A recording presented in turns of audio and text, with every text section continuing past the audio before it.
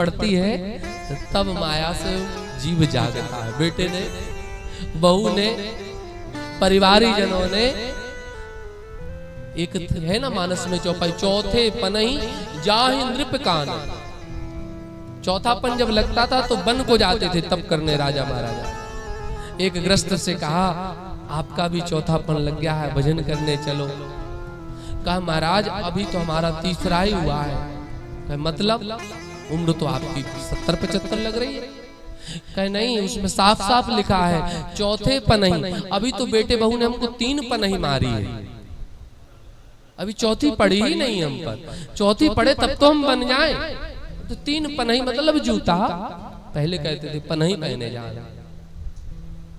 तो ये मम माया दुलत्या, 2 लात पड़ी तब घर पे हुई खटपट तो पहुंचे बाबा जी के मठ पर।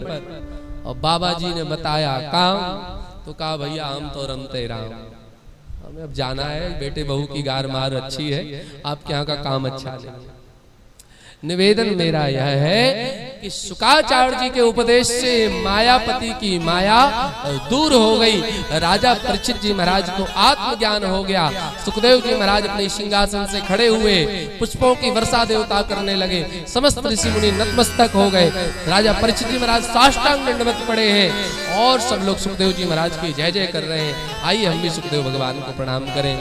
अरे सुखदेव तुम्हारी जय होवे, सुखदेव तुम्हारी जय होवे, गुणधाम तुम्हारी जय होवे, गुणधाम तुम्हारी जय होवे, सुखदेव तुम्हारी जय होवे, सुखदेव तुम्हारी जय होवे, गुरुदेव तुम्हारी जय होवे, गुरुदेव तुम्हारी जय होवे। बोलिए सद्गुरुदेव भगवान की जय हो, सुखदेव जी महाराज की जय हो।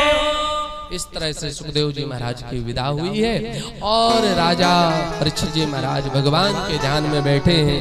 यहाँ पर तक्षक नाग आज 7वें दिन ऋषि कुमार के कारण दंश करने के लिए आ रहा है। रास्ते में इसे कश्यप नाम के ब्राह्मण मिले जो अद्भुत मंत्र शक्ति जानते थे। कैसी मंत्र शक्ति कि आज तक्षक जैसे दंश करेगा और वैसे मैं मंत्र पढ़ के फूकूंगा तैसे राजा पुनः जीवित हो जाएगा। तक्षक बेस बना करके कहता महाराज आप में ये गुण है, हम ही तक्षक है, प्रैक्टिकल हो जाए। तो विशाल काय कई एकड़ में फैला हुआ बरगद का वृक्ष था। तक्षक ने दंश किया तो पूरा बरगद का पेड़ एक राख की ढेरी बन गई।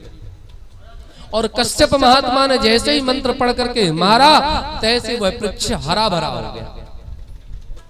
समझ गया तक्षक कि यह महात्मा के रहते, पंडित जी के रहते मेरा काम नहीं बनेगा। बहुत सारी असरपियां दान दे करके इनको विदा किया है। और यहाँ आकर के जैसे ही जो शरीर पहले ही परमात्मा में आत्मा विलीन हो चुकी है, इसका स्पर्श करने मात्र से भगवान के इस पावन गंगा के तट पर सुखताल में ये ठाकुर जी का परम लाडला भक्त भगवान के धाम को पहुंचा है। बोलिए भक्त वत्सल भगवान की जय हो। बड़े पुत्र राजा जन्मेजय जी ने नाग यज्ञ सर्प यज्ञ कराया है और सर्प यज्ञ की पूर्णाहुति में तक्षक इंद्र के सिंहासन में जाकर लिपट गया। तो सा इंद्र तक्षकाय स्वाहा करके जैसे ही मंत्र पढ़ा तो इंद्र की सिंहासन खिंच करके चली आई महाराज कुंड में गिरने के लिए। तो ब्रह्मा जी प्रकट हो गए, महाराज होने को कौन टाल सकता है, तुम्हारे पिता की आयु यही थी, इतने ही दिन की सेवा लिखी थी। ऐसा निवेदन करके महाराज को संतुष्ट किया है, नाग यज्ञ को रोका है। इसीलिए कभी कहते हैं कि घर में सर्प निकल आए तो राजा जन्मेजय जी का नाम लेने से सर्प देवता चले जाते हैं। उन्होंने उनको ये वादा किया था, कि निवेदन किया था कि आपके नाम की जो भी कसम कोई देगा तो मैं निश्चित ही आप लोगों का सम्मान करूंगा। ऐसे समस्त प्रसंगों को हम जहाँ तक हमारी बुद्धि विवेक ज्ञान काम किया, आपको श्रीमद् भागवत कथा का रसस्वादन कराया। भगवान की यह गौरव गाथा नित्य निरंतर चलने वाली है। आज यहाँ विराम है तो कल कहीं प्रारंभ है, कल कहीं प्रारंभ है तो कहीं विराम है। ये नित्य क्रम चलता रहता है। अच्छा, भगवान की गौरव गाथा सुनने का और सुनाने का सौभाग्य हम सबको आज पुरुषोत्तम मास का विराम है।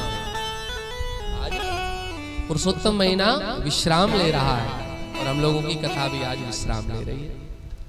ये भगवान के कृपा का मूर्तिमान प्रतिफल है कि हम सब लोग भगवान की है गौरव गाथा सुन पाए और सुना पाए। आप सभी लोगों से मेरा करबद्ध और व्यासपीठ से ऐसे व्यास आए विष्णु